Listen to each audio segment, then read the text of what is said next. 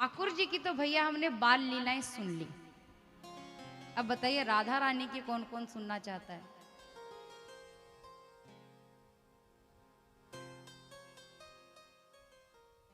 तो आइए एक लाडो रानी की बाल लीला आपको सुनाती हूँ। बड़ी अच्छी, थोड़ी अलग। ठाकुर जी जितने नटखट है, राधा रानी उतनी ही भोरी है, मतलब सीधी है। तो एक बार लाडो रानी कीर्ति मैया के पास गई, छोटी सी है, और बोली कि मैया एक बात बोलूं। कीर्ति मैया बोली हाँ बोलो। बोले मैया मुझे दही बेचने जाना है। मैया बोली नाना तू रहने दे, तू इतनी नाजुक है, तू इतनी सुंदर है, तू बेटा घर में बैठ और तू बता तुझे क्या खाना है क्या पीना है, तेरे लिए हम महल में ही मंगवा देंगे। अरे वृषु भानु जी की बेटी, अच्छा नहीं लगेगा बेटा, देख तू दही बेचे गली गली, राजा है। राधा रानी बोली क्यों? जब ललिता बेचने जा सकती है, विशाखा जा सकती है, चंद्रानना जा सकती है, बरसाने की हर लड़की जा सकती है, तो मैं क्यों नहीं? मैया मैं भी जाऊंगी। फिर कीर्ति मैया बोलती है ना, देख अभी तो छोटी है, और इतनी छोटी है, तेरे सर पर जब मटकी रखूंगी तुझे कितना बोझ उठाना पड़ेगा। मैं नहीं चाहती मेरी लाली बोझ उठाए, बेटा तू घर पे ही रह। तब राधा रानी रूठ गई, मुंह फुलाकर कोने में जाकर पसर कर बैठ। अब देखिए माँ तो डांट देती है तो बेटियां रूठती रहती है, हर घर की कहानी है। परंतु जब पिता घर आते हैं तो बेटियों को क्या होता है? रोना आता है। पापा मुझे ये ऐसा कहा, मारवाड़ी में पापा मैंने मम्मी डांटी कहते हैं। लड़के भी जब छोटे होते हैं तो उन्हें पापा को देखते ही रोना आता है कि पापा मम्मी ने आज डांट दिया, मम्मी ने मारा, आप मम्मी को कुछ बोलो। तो भैया राधा रानी भी अब इंतजार में है कि कब पिताजी आए, कब मैं बहिया लगूं और जोर जोर से मैया की शिकायत कर को रो। अब पसरी बैठी है, ऋषु भानु जी आए अंदर। अंदर आकर ऋषु भानु जी की एक आदत थी, वो जब भी कहीं जाते तो लाडो रानी को देखकर जाते और आते तो भी लाडो रानी को ही देखते। तो ऋषु भानु जी आए, राधा रानी को देखते हैं, राधा रानी तो रूठी बैठी है। ऋषु भानु जी ने आवाज दी अरे लाली कहाँ है? तब राधा रानी को तुरंत खड़ी हुई, दौड़ कर गई, ऋषु भानु जी के लिपट गई। बाबा बाबा मुझे दही बेचने जाना है, बाबा मैया को मनाओ ना, मैया सुनती नहीं है। जब ललिता जा सकती है, सब जा सकते, तो मैं क्यों नहीं जा सकती? तब ऋषु भानु जी देखिए क्या बोलते हैं। ऋषु भानु जी कहते हैं कि मुझे आप आज अपनी पुत्री पर बड़ा गर्व है। कीर्ति मैया पास बैठी थी, बोली क्यों, क्या तीर मार दिया?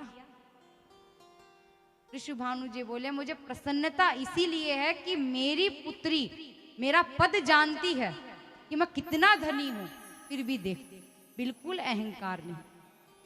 ये बोल रही है कि जब बाकी गोपियां दही बेचती है तो मैं, कितना सरल स्वभाव है मेरी लाडली का। तब ऋषु भानु जी कहते हैं बेटा तू जो करना चाहे जा कर ले, तुझे दही बेचने जाना है? बोली हाँ। तब कीर्ति मैया बोलती है क्या आप इसको बोल रहे हो दही बेचने जाए? अजी कितनी छोटी सी है, लाली के सर पर वजन पड़ेगो, समझते नहीं हो आप? तो ऋषु भानु जी कहते हैं इसका भी एक उपाय है। बोले क्या? बोले कि जितनी हमारी लाडली है उसके जितनी मटकी बनवा लो, ये उठा सके। बोले ठीक है, तो जाइए छोटी मटकी लेकर आइए, इसमें थोड़ा सा दही डलेगा तो ये बेच आएगी। बोले ठीक है। तो आज छोटी सी राधा रानी और छोटी मटकी उन्हें लाकर देते हैं, उसमें दही डालकर श्री जी को थमा दिया। परंतु दही तो एक बहाना बताया गया है ताकि श्री जी बरसाने से ठाकुर जी के धाम जा सके और उन्हें देख सके। देखिए जितना ठाकुर जी तरसते हैं उतना ही श्री जी भी तरसती है दर्शन के लिए। तो राधा रानी आज मटकी ली और गलियों में घूम रही है, दही ले लो, दही ले लो। अब आवाज भगवान की मीठी तो है ही भैया। हाँ, मैंने कहा ना, जितने गुण ठाकुर जी में हैं उनके उनसे करोड़ों ज्यादा गुण राधा रानी में बताए गए हैं। करोड़ों, मतलब जितने सुंदर हमारे ठाकुर जी हैं उनसे 1000 गुना, करोड़ गुना ज्यादा हमारे श्री जी सुंदर है। जितनी मधुर वाणी ठाकुर जी की है, तो सोचिए ठाकुर जी की वाणी का वर्णन तो सभी ने सुना है। सोचिए जब उनकी वाणी से तरस जाते हैं तो श्री जी की वाणी से क्या हालत होती होगी। अब दही की आवाज लगा रही है, परंतु पूरा दिन बीत गया। बिक्री तो अच्छी हुई, परंतु राधा रानी उदास हो गई। क्यों? क्योंकि ठाकुर जी कहीं दिखे नहीं। अब बेचारी उदास, संध्या का समय होने को आ गया। ललिता जी बोलती है कि राधे, हम एक काम करेंगे, हम कल फिर से आ जाएंगे। आज विलंब हो गया, घर चलो, वरना मैया कल नहीं भेजेगी। बोल देगी कल लेट हुई थी, आज घर पे ही रहो, कोई जरूरत नहीं है जाने की। राधा रानी ने कहा कि लेकिन एक बार और प्रयास कर लेते हैं, एक चक्कर एक और लगा लेते हैं, पता नहीं क्या पता ठाकुर जी दिख ही जाए, दर्शन हो ही जाए। ललिता बोली नहीं, देखो आज अगर ज्यादा विलंब कर दोगी ना तो पहले दिन तो कभी देरी करनी नहीं चाहिए राधे, समझो इस बात को, वरना घर पे डांट पड़ेगी। राधा रानी बोली ठीक है।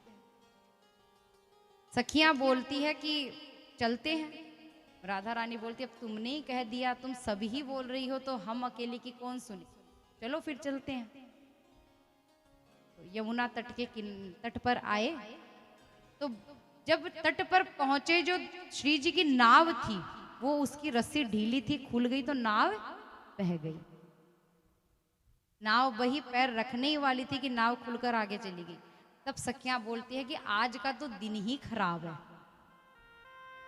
राधा रानी बोली सही बोल रही हो अजी, जिस दिन ठाकुर जी के दर्शन ना हो वो तो दिन सच में खराब ही है। आज का दिन सच में बड़ा खराब है। कितना प्रयास किया, एक झलक दिख जाए, दिखी नहीं। अब दूर नाव में एक केवट बैठा है जो आ रहा है धीरे धीरे, गुनगुनाता हुआ, गाता हुआ, मस्ती में। बेचारी राधा रानी पलक नीचे किए हुए दुखी है। वो पलक उठाकर देखती नहीं है कि कौन है कौन नहीं।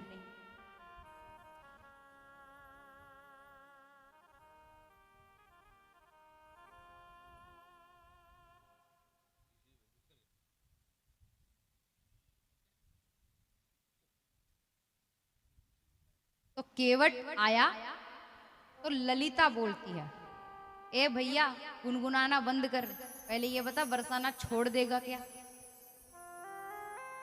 केवट बोला ठीक है छोड़ दूंगा, आओ पधारो नैया में। पैर रखने ही वाले थे कि ठाकुर जी बोले रुको रुको। वो केवट कोई और नहीं, हमारे ठाकुर जी थे। बोले रुको रुको, वहीं रुक जाओ। राधा रानी वगैरह रुक गई, सब सखियां। देखिए राधा रानी ने पलके नहीं उठाई है, वो दुखी है, क्योंकि वो बस ऐसे नीचे देख रही है और बड़ी उदास, उतरा हुआ मुंह, जैसे पता नहीं सारा धन लुट गया हो, ऐसी अवस्था में। तो ललिता बोली हाँ क्या हुआ। बोले तुम्हारे सबके पैर कितने गंदे हैं, मेरी नाव इतनी साफ सुथरी, तुम्हारे पैर धो लो पहले, कैसे मिट्टी में लथपथ। बोले अच्छा ठीक है। तो सब अपने पैर जब धोने लगी तो ठाकुर जी राधा रानी के चरणों को पकड़ते हैं और उनके पैर धुला रहे हैं। पैर धोए तो ठाकुर जी के जो सर पर लाल एक गमछा होता है, आपको पता होगा, वो बंधा हुआ है, उसको खोलते हैं और श्री जी के चरण उससे साफ करते हैं। फिर कहते हैं हाँ आओ पधारो। ठीक है पधारे। अब देखिए नाव सबने देखी है, तो नाव का एक पिछला हिस्सा होता है ऐसे उठा हुआ, जिस पर एक पट्टी डाली होती है, उस पर भी बैठते हैं।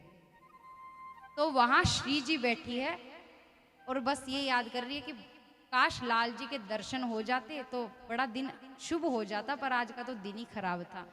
क्या पता कब छवि देखने को मिलेगी, कब सुबह होगी, कब मैं फिर से दही लेकर बेचने आऊंगी। तो राधा रानी वहां बैठी है और बस विचार कर रही है। ठाकुर जी सामने बैठे हैं एकदम, और एक टक राधा रानी को देख रहे हैं, पलक तक नहीं झपक रही। ललिता पीछे बैठी है। ललिता बोली हाँ चलो, अब गुम है भाई स्वरूप में। ठाकुर जी देखे जा रहे हैं। ललिता जोर से बोली सुन भी रहे हो भैया, कान में तेल वेल डालो, होश में आओ, क्या बोल रही हूं, चलो। ठाकुर जी बोलते हैं नहीं चलेंगे। बोले क्यों? बोले हमें बड़ी भूख लग रही है। बोले भूखे पेट भजन नहीं होते, काम तो कहां से हो। बोले हमसे तो नहीं चलाई जाएगी नाव, पहले कुछ खिला दो तो बढ़िया हो जाएगा। ललिता जी बोली हमारे पास तो दही मक्खन है, इसके अलावा तो कुछ है नहीं। बोले ठीक है वही खिला दो। बोले ठीक है। लेकर ठाकुर जी को सब जितनी भी गोपियां थी अपने हाथों से आज थोड़ा थोड़ा खाना खिला रही है। अब भोग लगा लिया। अब ठाकुर जी थोड़ी मस्ती में आए। राधा रानी तो उनकी तरफ देख नहीं रही, तो ध्यान कैसे अपने ऊपर लाए, तो लीला करते हैं। ठाकुर जी कहते हैं देखो भोजन के बाद तो थोड़ी नींद ली जाती है, तो तुम एक काम करो थोड़ी देर बैठ जाओ, हम आधा एक घंटा सो लेते हैं। ललिता बोली अजीब आदमी है, हम कह रहे हैं हमको विलंब हो रहा है, तुम कह रहे हो हमको नींद पूरी करनी है। पहले भूख लगी थी अब नींद आ रही है, क्या आदमी हो तुम, चलो नाव चलाओ। ठाकुर जी बोले अजीब हमें ही है कि तुम ही हो, हम कह रहे हैं ना हमें नींद आ रही है। देखो भूखे को रोटी मत खिलाओ तो पाप लगता है, और नींद में से किसी को उठाओ तो भी पाप लगता है, तो मुझे सोने दो। ललिता जी बोली बड़ा आया पाप लगाने वाला। बोलती रह गई बोलती रह गई। ठाकुर जी तो अब बोलते हैं ना एक्टिंग जिसको बोलते हैं, एक्टिंग कर रहे हैं, नाटक करते हैं। तो ऐसे सो रहे हैं सो रहे हैं सो रहे हैं, लुढ़कने का नाटक कर कर श्री जी के चरणों में जाकर गिरे।